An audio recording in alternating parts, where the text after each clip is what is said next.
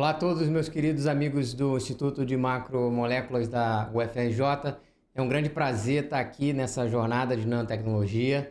Agradeço ao convite de toda a comissão da jornada, todos os professores, especialmente o professor Emerson e a professora Lívia. É um grande prazer estar aqui. Bom, meu nome é Matheus Garcia Rocha, eu sou professor da Universidade da Flórida. Eu não sou químico, eu trabalho praticamente na área de materiais dentários, eu sou dentista. Sempre trabalhei na área de desenvolvimento de materiais dentários, mas eu tenho um interesse particular no uso de nanotecnologias aplicadas a materiais dentários. Tenho vários mentores na UFRJ e é um grande prazer estar aqui podendo contribuir com essa jornada. Espero que vocês gostem dessa apresentação hoje. Bom, eu trouxe aqui uma apresentação que é uma apresentação que vai falar um pouco sobre nanotecnologia, um pouco sobre odontologia e quais são as possíveis maneiras de você utilizar. Principalmente a gente vai explorar a parte de fotoquímica, a banda de ressonância plasmônica de nanopartículas e mostrar para vocês como é que a gente tem empregado isso na odontologia. Então tá, só para deixar bem claro, eu não sou químico, então por favor, se tiver alguma coisa um pouco diferente da parte técnica química, eu peço que vocês me ajudem com isso, mas minha prática basicamente é de pesquisa, de ensino e de prática clínica, onde eu vejo meus pacientes na clínica aqui da escola. Hoje eu vou mostrar um pouco do que eu faço na pesquisa. Minha área principal, como eu disse, é materiais dentários e um pouquinho agora sobre inteligência artificial e aprendizagem de máquinas, mas tem bastante coisa de nanotecnologia legal para vocês. Bom, hoje eu organizei essa aula de 4 objetivos. O primeiro, a gente vai falar um pouquinho sobre os tecidos dentários, para vocês verem como é difícil, às vezes, você criar, principalmente na área de polímeros, materiais que consigam reproduzir o tecido dentário biomecanicamente, biologicamente, quimicamente, em vários setores.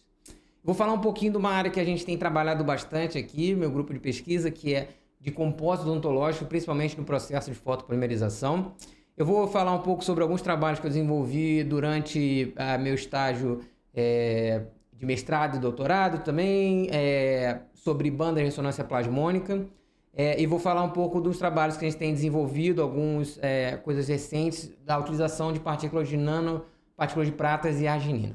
Então tá, falando sobre os tecidos dentários, é importante saber que o tecido dentário é um tecido muito difícil de reproduzir.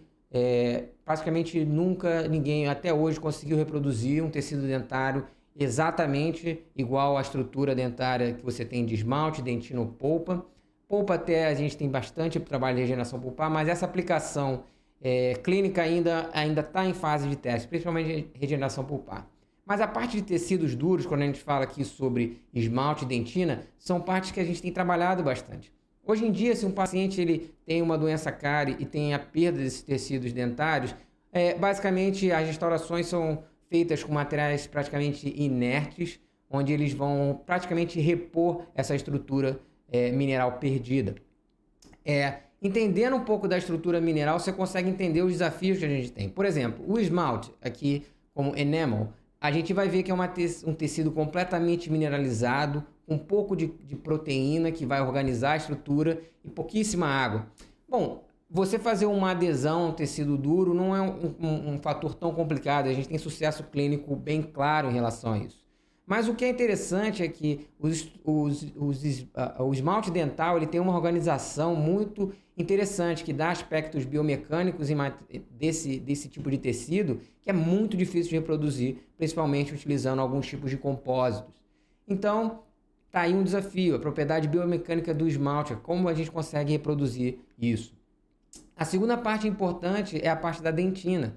A dentina, por sua vez, ela também tem um conteúdo mineralizado muito presente, uma maior carga de proteína que vai compor essa estrutura, e o grande problema que a gente tem hoje em dia é essa composição um pouco que híbrida da dentina, onde você tem uma grande concentração de água no tecido, que impede que materiais, principalmente os materiais que a gente usa em compostos e polímeros, eles tenham uma afinidade não tão boa. São materiais que são mais hidrófobos e difíceis de você aderir a essa dentina e manter uma longevidade clínica. Então aqui uma estrutura de uma dentina, você vê o tecido mineral, aqui os túbulos dentinários onde carrega essa água que eu acabei de dizer. E aqui, por exemplo, alguns, como a gente chama de processo de Thomas, onde são essas fibras colágenas que vão estar lá. E, como eu disse, é um tecido muito heterogêneo, onde algumas áreas vão ter muita água, como esse caso aqui, outras áreas uma menor quantidade de água. Então, existe uma complicação muito grande de desenvolver materiais que se adaptem bem a esses tecidos. Apesar da sua longevidade clínica já comprovada, existem ainda muitos desafios a serem seguidos, principalmente o que acontece quando você tenta aderir esses materiais aos tecidos dentários. Você vê que existe uma variação muito grande na força que a resistência de união que esses materiais podem atingir. Bom, como eu disse, a área de compósitos odontológicos e materiais dentários em geral evoluiu muito nos últimos anos na parte de desenvolvimento químico, físico e biológico desses materiais, principalmente na área de biológico, onde você tem materiais hoje que são bioativos, que conseguem interagir com o organismo e ter algum tipo de resposta do organismo em relação à mineralização de uma polpa dentária, entre outras coisas.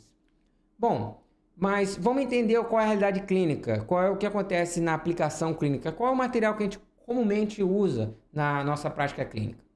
Bom, eu vou falar um pouco sobre uma das classes dos materiais, que são os compósitos odontológicos, e vou explicar um pouco do processo de fotomineralização. É muito comum a gente ter na prática clínica restaurações que a gente fala, restaurações diretas, restaurações que a gente precisa fazer na boca do paciente. Então, para isso, o material ele tem que sair de um estágio que você consegue esculpir um dente para um estágio onde tem uma propriedade mecânica, biológica, tudo isso dentro da boca em temperatura ambiente, presença de oxigênio. Então, é uma química que precisa ser muito bem ajustada, uma reação química muito bem ajustada para que você consiga ter um material com boas propriedades. Bom, como eu disse, existem várias classes de materiais que a gente pode usar, mas geralmente a classe de material que se usa mais para restaurações diretas são os compósitos. A gente vai explorar um pouquinho esses tipos de materiais. Bom, como vocês sabem, pela definição, o compósito vai ser uma mistura entre duas classes de materiais. Em odontologia, basicamente, os compósitos eles são a base de resinas de metacrilato, compostos e carregados para reforço mecânico com partículas de carga, que são partículas normalmente de bário, boro, alumínio, silicato, de vidro, partículas de sílica, então partículas dessa tecnologia. Muitas dessas partículas são nanopartículas, que permitem que esses materiais tenham uma capacidade de ser esculpida muito boa, principalmente a presença da sílica cria isso, e também eles são materiais que chegam a um polimento muito bom. O grande desafio que a gente tem muitas vezes é a polimerização desse material. Como eu disse, são resinas de metacrilato. Existem diversas resinas de metacrilato que variam em tamanho de cadeia, em grupos polimerizáveis. Então, basicamente aqui na química de polimerização desses materiais é uma resina de metacrilato que vai ter uma ligação dupla que a partir de uma reação de polimerização por radical livre, você tem a transformação dessas cadeias monoméricas em um polímero. Isso acontece na boca pela presença de fotoiniciadores. Então, esses fotoiniciadores eles vão absorver a luz azul. Isso é muito importante que na odontologia a gente usa a luz azul ao invés da ultravioleta, que a gente acaba utilizando mais no desenvolvimento de materiais, porque a luz ultravioleta ela tem o potencial de deformação celular ou alteração celular muito grande. Então, você está trabalhando no paciente que pode expor a gengiva, os olhos, existem vários problemas em relação à luz ultravioleta. Então, todos os fotoiniciadores eles estão ali na região ou do violeta ou do azul. Bom, vamos entender aqui. Então, a gente tem lá o material, o dentista está esculpindo o material, transformando aquilo num formato de um dente. A partir do momento que o dentista ele já tem aquele material no formato que ele deseja, ele consegue ativar uma luz azul sobre o material e assim, pela ação de radicais livres, você cria o polímero. No caso, um compósito, se ele estiver carregado com, geralmente, ele sempre, a maioria das vezes sim, carregado com algum tipo de partícula de carga. Bom, existem alguns fotoiniciadores que são utilizados na odontologia. Bom, eu não vou explorar todos eles. Existem fotoiniciadores que a gente chama Norris Type 2, né? Norris tipo 2, que são a canforquinona, que eu vou mostrar um pouquinho da reação dela. Outros fotoiniciadores, os Norris tipo 1, que eles são, por exemplo, o benzoil germânico, que é um composto organometálico, se eu não me engano. O professor Alexandre Silveira pode me corrigir em relação a isso. E também os óxidos fosfínicos, que são moléculas que também podem sofrer clivagem sob luz violeta e azul. Bom, o que a gente usa na odontologia? Bom, a gente acaba usando todos, mas o mais utilizado é a canforquinona. Então, é muito importante que você entenda que os fotoiniciadores, eles são muito dependentes do espectro. Se você utiliza um espectro de luz para ativar aqueles fotoiniciadores que não está dentro do espectro de absorção, você não tem uma eficiência. E lembre-se que a fotoativação na odontologia ela precisa ocorrer nos 20 segundos. Imagina um paciente tendo que ficar com uma luz na boca por horas para que aquele material polimerize. Okay? Então aqui a gente está falando do espectro de luz, isso vai ser importante quando a gente falar de banda de ressonância plasmônica, que vai daqui do 380 na luz visível até 800 nanômetros, que vem do violeta até o vermelho. Geralmente em odontologia a gente está dentro desse espectro violeta e azul, como eu disse. Então o espectro de absorção da canforquinona, que eu já vou falar para vocês e explicar mais a fundo, é 460 nanômetros. Tá bom, vamos entender qual é o sistema. Se você for no dentista hoje e precisar fazer uma restauração, um selante, colar um bracket num aparelho, o que o dentista vai utilizar como material para fotopolimerização? Ele vai utilizar um material que contém, com certeza, canforquinona e amina. Então, como é que funciona esse sistema? Você tem a absorbância da canforquinona, que tem um pico aqui aproximadamente em 467 nanômetros. O dentista vai usar o seu fotoativador, que tem um LED com emissão naquele pico, e vai iniciar o processo de polimerização. Como é que é o processo de polimerização? Primeiro você tem uma excitação das carbonilas aqui na canforquinona, que vai gerar um estado excitado. Esse estado excitado vai fazer com que, em combinação com um agente redutor, você tenha o início de uma transferência de elétron e uma abstração de hidrogênio. Então você tem primeiro uma transferência de elétron, que vem da amina até a canforquinona, e depois o que acontece é uma abstração do hidrogênio até a carbonila. Isso gera vários efeitos, mas eu vou explicar o que isso gera como consequência também. Então você acaba gerando dois radicais livres nessa situação. Você tem o que a gente chama non-active radical, ou o radical não ativo, que é um radical que ele é muito fraco, ele às vezes não tem poder de quebrar uma ligação dupla de um monômero de metacrilato grande, ou empurrar uma ligação cruzada em algum outro sítio. E você tem o radical amino, que é um radical muito potente que inicia a polimerização. Bom, entendido isso, a gente tem que entender que o processo de polimerização na odontologia ele precisa ser rápido. Mas esse sistema é um sistema desenhado para que você coloque uma dose de energia de uma forma onde você não tem uma irradiância muito grande e que esses fótons cheguem a uma taxa onde a canforquinona consiga transferir o elétron, a ter essa abstração de hidrogênio e tudo isso. Só que na odontologia, às vezes, a gente está polimerizando com fotoativadores que têm uma potência gigante. E eles estão ali fotoativando aquele material em 1, 2, 3 segundos. Então, a gente precisa acelerar esse processo. E quando a gente acelera, a canforquinona ela começa a perder eficiência, porque ela não dá tempo de relaxar para que ela consiga transferir o elétron. Então, existem vários problemas além disso. Existem também o problema que a canforquinona é um material um pouco mais hidrófobo em relação à amina. Então, se você tem um adesivo, por exemplo, para você chegar próximo à dentina, você acaba tendo uma separação de fase, você não tem uma polimerização adequada e aquilo pode trazer um problema clínico. Bom, vamos entender um pouco como a gente pode utilizar outros mecanismos de polimerização e é isso que a gente tem explorado. Como a gente usa a nanotecnologia para tentar driblar um pouco isso e trazer materiais que tenham uma resposta um pouco melhor em relação a essas dificuldades que a gente vê clinicamente. Bom, a primeira coisa que eu quero explorar é a banda de ressonância plasmônica de nanopartículas. Isso aí é um assunto que eu aprendi quando eu estava na graduação. Eu fazia graduação em odontologia e trabalhava no Instituto de Química junto com a professora Nancy e o professor José Carlos Neto. E aí ele veio dar uma palestra e me explicou sobre isso. Então a gente, junto com o professor Ivo Carlos Corrêa, que é meu mentor de sempre, todos os trabalhos ele tá comigo, ele que me inseriu nessa área, a gente começou a explorar isso. Como isso funciona? Bom, a gente tem essa característica que se chama banda de ressonância plasmônica de nanopartículas. De acordo com a teoria de espalhamento de luz, se você tem uma partícula maior que o comprimento de onda, quando aquela onda ou aquele fóton acerta aquela partícula, ocorre um espalhamento de luz, onde essa luz refrata, dissipa, diferentes mecanismos. Mas, se a partícula tem 1/6 do tamanho do comprimento de onda, ao invés de ter um espalhamento de luz, ocorre uma interação entre a energia da luz e a partícula. Bom, entenda isso aqui. Imagina que você tem uma nanopartícula. E aí aquela nanopartícula tem um tamanho específico. E quando começa a passar a onda aqui com os fótons, o que acontece é que isso gera um campo eletromagnético na partícula. Então, esse tipo de campo eletromagnético, ele vai acabar empurrando os elétrons contra vamos dizer aqui, o topo do comprimento de onda.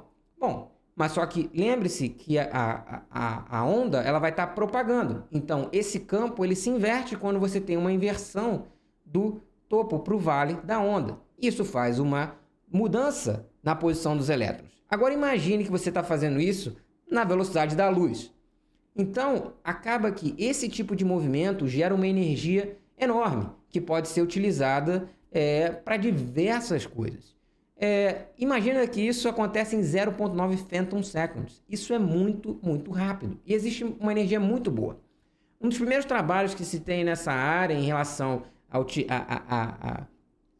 a entender a forma que a energia pode ser usada, por exemplo, está em reações de fotocatálise. O professor José Carlos Neto tem uma linha de pesquisa fantástica em relação a isso. E eu lembro de um trabalho dele que ele utilizou peróxido de cumila e mostrou que é possível fazer uma clivagem utilizando a nanopartícula. Então você consegue fazer reações catalíticas que precisam de uma temperatura muito alta num ambiente mais controlado. Você não precisa chegar naquela temperatura de 500 graus para você clivar um peróxido de cumila, e você faz isso à temperatura ambiente. Sendo que essa energia é muito interessante, ela não altera tanto o sistema em si. Então você consegue ter uma localização, a gente chama Localized Target Energy na molécula que você está procurando. Ok, então vamos explorar duas coisas que a gente já explorou em relação a esses materiais.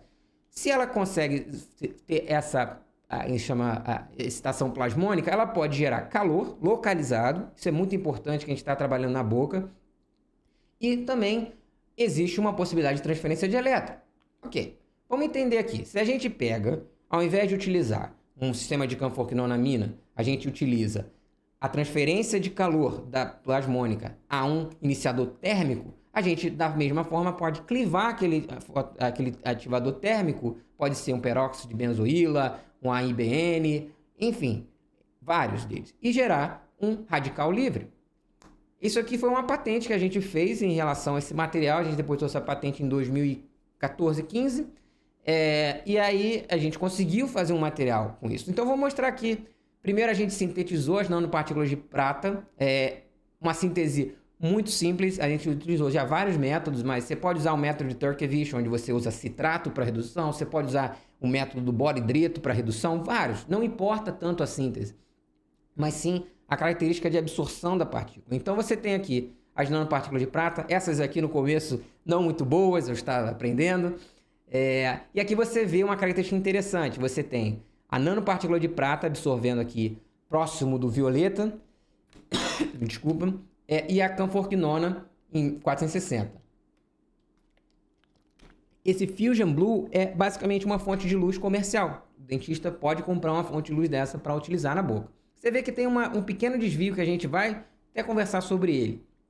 Bom, nosso primeiro experimento, a gente viu que a gente conseguia colocar isso dentro de um EMA, né, um hidroxetil metacrilato, e transformar isso num gel. Então, esse gel é utilizado em composições de adesivos, também é utilizado para fazer lentes de contato, em diversas aplicações. Então, dá para a gente fazer esse tipo de experimento. O que é interessante também é que, se você vê o grupo controle, que é a canforquinona, e o grupo experimental, porque é tão eficiente a nanopartícula, você consegue gerar materiais que você não precisa colocar tanto o iniciador, você consegue o mesmo resultado, mas com uma cor muito menor. A canforquinona, você vê como ela é amarela. Isso gera efeitos estéticos. Bom, aqui está a distribuição das partículas, o espectro de absorção, e aqui o tema proposto, né? O esquema proposto. Basicamente, você tem o peróxido de cumila. A gente testou peróxido de cumila, benzoíla. O peróxido de cumila, ele se comporta muito, muito bem, apesar de benzoíla ser mais utilizado na odontologia. E aí você tem esse radical livre, gerando a polimerização do EMA. Muito legal. Então, a gente viu que transferência pelo calor funciona. Muito legal, muito bom. Em compósito, ele não se comportou tão bem. Em adesivo, que é um material que não tem muita carga, pouquíssima carga, às vezes a gente pode até evitar colocar carga, foi bem.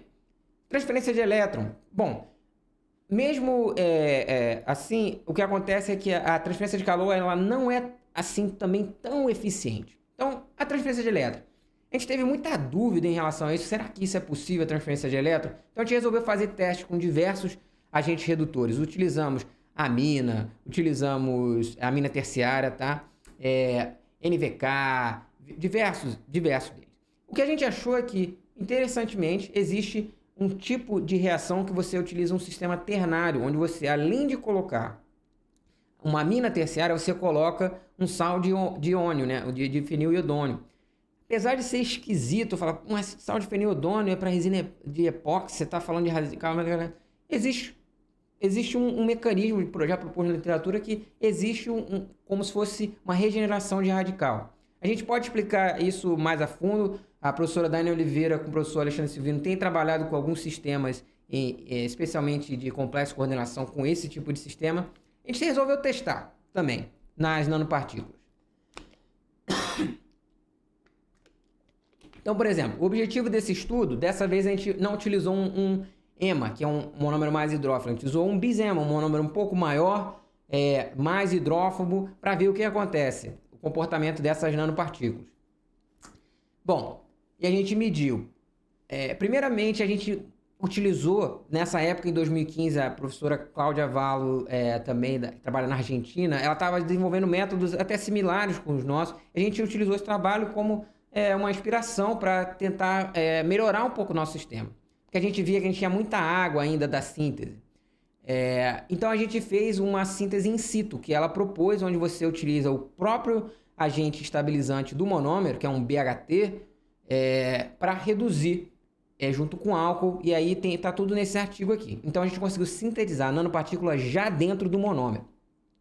Bom, caracterização de UV-Vis, a gente viu que a gente conseguiu uma absorção um pouquinho mais dentro do azul, né? Eu ainda digo que isso é violeta, 425 nanômetros, o que ajuda a empurrar isso um pouco mais para a parte que os clínicos já usam, e uma eficiência fantástica. Aqui a gente tem o coeficiente de extinção molar dos materiais, muito bom. Aqui está a relação, aqui a gente calcula em ppm porque a concentração é muito pouca. Fizemos análise de transmissão também, mostrando o tamanho das partículas, então ela acaba tendo um tamanho um pouquinho menor do que as sintetizadas utilizando métodos de redução, mas isso aí varia também dependendo da síntese. Então o que a gente fez? Nesse primeiro momento, a gente colocou isso com o grupo controle e colocamos uma amina terciária, EDMAB, etoxidimetilamine benzoato, e a DPI, que é o difeniloiodônio. Ok. Fizemos um LED dessa vez que fosse mais centralizado no espectro de absorção de cada iniciador. Então, a gente utilizou um LED de 425 nanômetros para a nanopartícula de prata e um para a canforquinona, para ter ela na sua máxima eficiência. Então, a gente montou todos os LEDs que caracterizamos. É uma parte aqui que a gente faz muito forte no nosso grupo. E aqui a gente calculou o grau de conversão em tempo real utilizando o FTIR. Então, a gente lê uma referência interna, geralmente uma dupla ligação aromática, que geralmente a gente tem, por exemplo, no anel aromático de um bis-EMA, na cadeia separadora. E aqui a gente tem o 1640, que seria a ligação alifática dos grupos metacrilatos, e 1610 as ligações aromáticas de anéis aromáticos. Aqui a gente tem os resultados de grau de conversão em tempo real. Então você vê aqui que, obviamente, você aumentando a concentração do coiniciador, você aumenta o grau de conversão. e também a taxa. Então a gente vê que se você coloca mais ou menos uma concentração de 3% de co-iniciador, geralmente a camfoquinona a gente usa 1:1 ou 1:2, mais 1:2. Esse, se a gente usa uma proporção de 1:3, ele funciona um pouco melhor de co-iniciador. E além disso, a gente fez propriedades mecânicas também. Então as propriedades mecânicas mostrando que isso corrobora, mostrando que existe sim uma resistência coesiva do material muito boa nessas concentrações e também um módulo elasticidade compatível com o grupo controle. E aqui é a nossa proposta, né? A gente ainda não sabe direito o que acontece nesse sistema, a gente tem que explorar, mas a gente acredita que a presença do agente redutor, ele consegue transformar isso e transferir o elétron. Isso aqui é uma proposta, na verdade, de um outro sistema, completamente diferente, mas a gente acredita que tem algo parecido, onde você tem o mesmo sistema de transferência de elétron, abstração de hidrogênio. É algo ainda que a gente não sabe como acontece, mas definitivamente existe uma polimerização do material muito eficiente, até mais eficiente do que o monômero, até o sistema de peróxidos. Se alguém tiver alguma resposta, alguma hipótese, por favor, me contacte, que eu preciso sim de alguém para me ajudar a responder um pouco dessas questões que foram achadas. Bom, então a gente pode concluir que nessa situação a gente consegue sim utilizar esses materiais. Então, para finalizar, que eu não quero tomar muito tempo da jornada, eu vou falar um pouco das nanopartículas de prata e arginina, que hoje é uma das linhas de pesquisa que a gente faz aqui para utilizar esses materiais clinicamente. Bom, a gente sabe que, eu quero falar um pouco disso, que clinicamente a gente tem materiais inertes, mas imagine se esses materiais pudessem se comunicar com a gente. Então, imagina se o dentista vá lá na sua boca, escaneia e dentro daquele a gente tem computadores que possam conversar com os scanners, podem liberar substâncias e assim você ter tratamentos que vêm de materiais restauradores e possam diminuir a incidência de cárie, a doença periodontal, gengivite, tudo isso. Bom, hoje a inteligência artificial e o aprendizado de máquina é uma área muito forte e hoje a gente tem trabalhado muito com o desenvolvimento de materiais que possam interagir com computadores. Isso a gente chama de smart materials ou materiais inteligentes, materiais que possam responder a estímulo. Então, o que seria um material inteligente? São materiais que são fabricados de maneira que eles vão ter algum tipo de controle externo e que eles tenham uma função dentro do sistema. Então, a nanotecnologia é algo que a gente pode empregar para isso. Se você pega aquela mesma nanopartícula que eu demonstrei de prata e você altera a superfície, o tamanho, você funcionaliza ela com uma proteína, ela muda completamente a característica dela, principalmente de banda de ressonância plasmônica. Então, uma coisa que é interessante também é que se você muda o formato dela, dependendo da reação química que você utiliza para a síntese, acelerando a quantidade da reação por temperatura, diversas coisas, pH, você consegue diferentes sistemas. Então, será que a gente consegue desenvolver materiais que possam ajudar uma situação dessa, onde o paciente tem uma cárie, a gente restaura com material restaurador e a cárie volta? Então, o grande problema é que, primeiro, a cárie acontece por biofilme, uma liberação de ácido por bactérias do biofilme dental. E a gente tem que controlar esse biofilme. Existem diversas maneiras de controlar esse biofilme e uma delas é você utilizando protetores salivares. Um dos protetores salivares que é muito estudado hoje em dia é a L-arginina. A L-arginina ela é capaz de interagir com bactérias que são boas e ela é quase que um probiótico. Ela gera amônia que faz uma homeostase do pH da boca. E aí você acaba neutralizando o ambiente onde você não tem um pH crítico para a desmineralização do tecido dental. Então, materiais, pastas de dente, tudo que contém arginina pode ajudar na prevenção de cárie. E olha isso aqui. Essa imagem é maravilhosa. Você tem aqui uma cerda de uma escova dental, um dente onde a gente tem aquele sulco central, aquela parte do meio do dente que geralmente é onde se inicia a cárie, e aqui a presença de biofilme. Você vê que a cerda dental ela não entra dentro do sulco. Então a gente precisa de mecanismos que consigam limpar o biofilme dentro do sulco dental. Então, será que a gente não consegue usar a luz para isso? Para fazer pelo menos uma ruptura desse biofilme? Bom, o que a gente tem feito aqui é fazer nanopartículas de prata funcionalizadas com arginina. E essas partículas, basicamente, na nossa hipótese que a gente tem testado aqui, é que ela tem um comportamento muito interessante. Ela tem um espectro de absorção que, quando ela está conjugada, ela tem um espectro de absorção na região verde. Então, você consegue fazer com que essa nanopartícula ela receba a luz verde e ela libere a arginina. E o que a gente tem tentado fazer também é fazer a recarga desse material, trazer a reação de uma forma inversa. Porque a nanopartícula de prata, ela, como eu mostrei nos estudos anteriores, ela absorve no violeta, e se ela tiver numa solução de arginina, ela pode ser funcionalizada. Então imagina, você tem uma escova de dente que vai emitir a luz violeta e vai, junto com a arginina, agir nesse biofilme. Bom, essa é uma proposta que a gente está em desenvolvimento ainda, que a gente tem feito estudos, a gente está numa fase bem inicial desse projeto.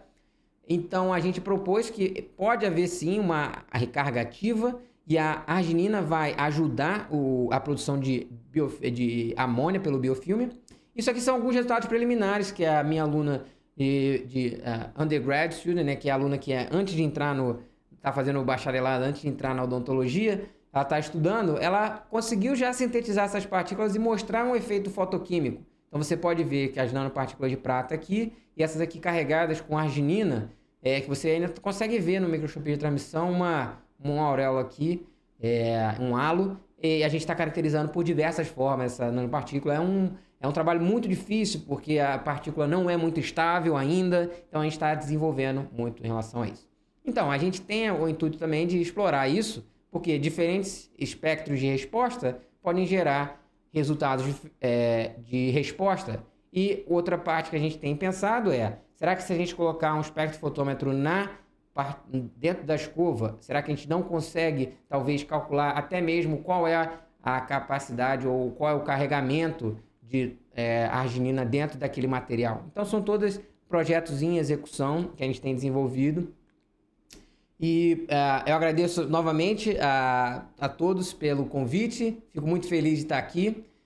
Aqui está meus grandes amigos que estão diretamente envolvidos com todas essas pesquisas. Grande abraço aí para o professor Ivo Correia, ele que me colocou dentro desse caminho da pesquisa em material dentário. Eu digo que o IMA sempre foi referência para nós dois, a gente sempre nas nossas pesquisas sempre recorreu ao IMA para fazer nossos FTRs, e eu agradeço os professores do IMA pela essa ajuda, pela essa abertura, essa colaboração que vocês têm com a odontologia da UFRJ. Eu sou formado na odontologia da UFRJ e sei quanto vocês são importantes para a pesquisa dentro da UFRJ. O professor José Carlos Neto Ferreira, que na época ele estava na Rural e no Metro, hoje ele está de volta para a UFRJ, grande amigo, também trabalha diretamente nesse projeto. Minha companheira de sempre, professora Daiane Oliveira, minha esposa, ela está em muitos projetos, ela trabalha com o professor Alexandre Silvino aí no IMA, já orientou alguns alunos aí, então ela também participa. Professora Marcele Nascimento, que me ajuda muito na parte de cariologia, expert em cariologia. Professor Américo, que foi meu orientador durante o mestrado e doutorado, ele me ajudou muito na parte de desenvolvimento desses materiais, ele tem muita experiência no desenvolvimento de compósito, patente e transferência de tecnologia. Então, agradeço especialmente a essas pessoas que estão diretamente envolvidas, agradeço novamente o convite e fico aberto para respostas. Se vocês quiserem, aqui está meu contato, me contactem e eu estou à disposição. Novamente, muito obrigado e uma boa jornada.